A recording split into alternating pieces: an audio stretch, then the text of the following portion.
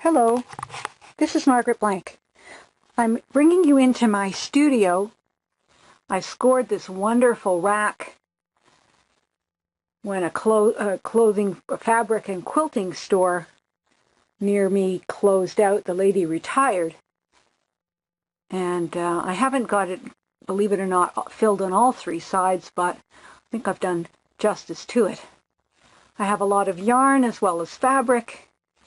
I've taken the walls off the closets and filled it with my reference material and storage. So this is the place that I made my home when I started my work on the visioning project. Here's my shoe bags full of yarn as well. And some examples of some early pieces like this one, which was a color study based on a work of the Group of Seven painter Arthur Lismer. This is Morning Cup, which I feature on my website. One of the first art quilts I ever did was my own design based on a quilt university class that I took in 2005. This is my Muse doll. This is my other Muse, my dear late husband. I did a paper triptych with respect to working out some of my grief, and there it sits. This crazy quilt block was done in 1894 by my grandmother, my father's mother, and clearly shows my heritage and my eye for color and where I got my skills as a needlewoman.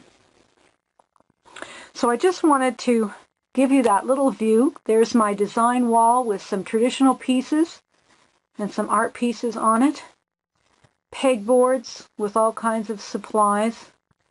My whiteboard with reminders to swim against the tide every day. My goal in 2009-2010 was to begin to develop a body of work, really start to think of myself as an artist so that I could prepare for a gallery show.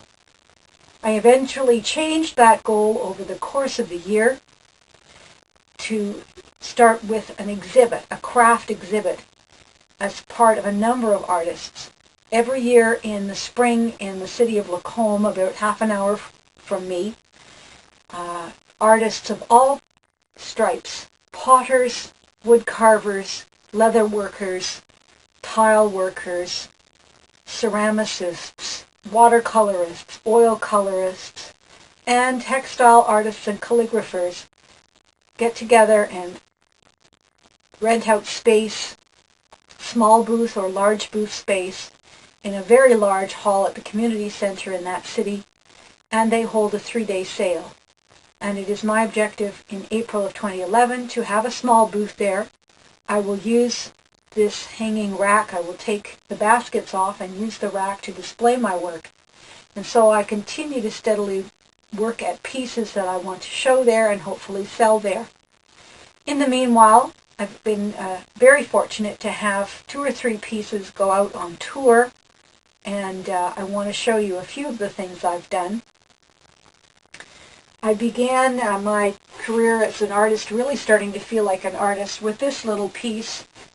This was from Synthesis, the Sakwa Synthesis tour that began in 2008. It was the first time I'd ever entered a juried show, and to my delight, it was accepted. And so it's been traveling until just recently. I just got it back from Karen Gertzinger, who was the curator of that show.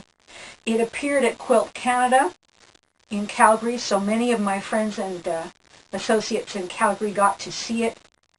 And I was just so honored to be in the company of Pamela Allen and Anna Hergert, Laurie Swim, and other wonderful Canadian fiber artists that participated in this 21-piece 18-artist show.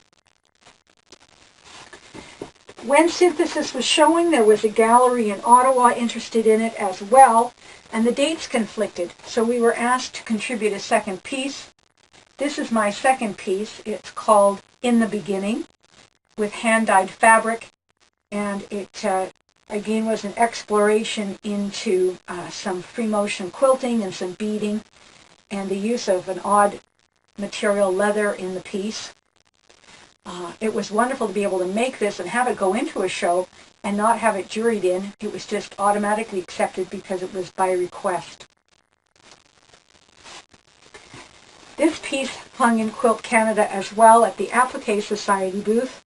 I am a member of the Applique Society, and we have a chapter near Calgary, which is about 2.5 hours away from here, and I drive down there once a month.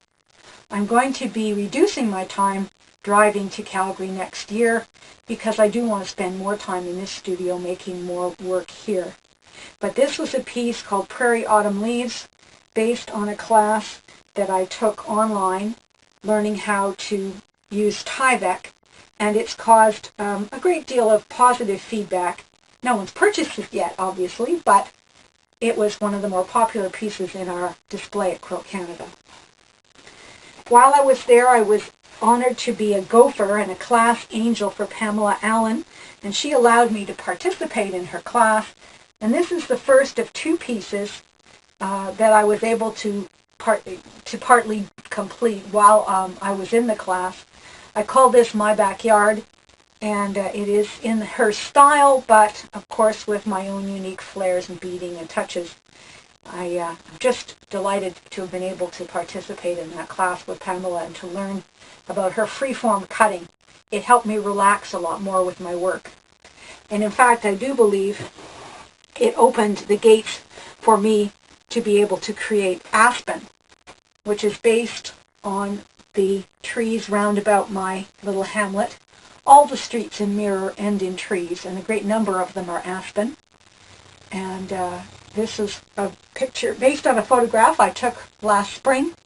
And I think learning to relax after Pamela's class helped me to create this piece because I did use the freeform cutting. And I also used some surface design embellishment that I learned in a class from Anna Hergert, which I took in Edmonton in May. She continues to be one of my mentors as well, and I'm grateful to both Anna and Pamela for their encouragement and their everything they've taught me that I've been able to use. I continue to study and I continue to make pieces. I won't show you my pieces that I'm currently working on, but suffice it to say, I do believe I've developed a body of work. I've noticed both in theme, nature-inspired, some abstraction, and a tendency towards rough edge. And this seems to be my style, is to have it a little less formal, a little more free-flowing, completely the opposite of the kind of person I was for the first 50 years of my life. Very regimented, very organized, very left-brain. And I seem to have taken off out of my left brain into my right, and things are coming along swimmingly. I continue to work on these pieces. I continue to build up a body of work. I still want to have that exhibit in April. But I'm also working this year on my next goal, which is to make myself more visible in the broader sense. I've joined a provincial association called the Alberta Craft Council. I have got some plans for entering pieces in Alberta exhibits. I've got lined up a workshop that I'm going to attend in January on making submissions to galleries. And so this year, I'm taking my courage and I'm nailing it to the sticking point, and I am going to get out there and make myself a bit more visible. So I knew when Lisa asked, to make a little video that I would have to give this a try, and I hope this has worked. I'm going to have a look now, but this is me. This is my life here in central Alberta in the beautiful little hamlet of Mirror. I look forward to seeing so many of you at the Visioning Project Conference in Denver and to getting to know you better. I've made wonderful friends this year. I'm thankful to Lisa for her patience and for her enthusiasm and support of all of us. And I guess that about winds it up from me. Goodbye from Mirror, Alberta, Canada. We'll see you soon.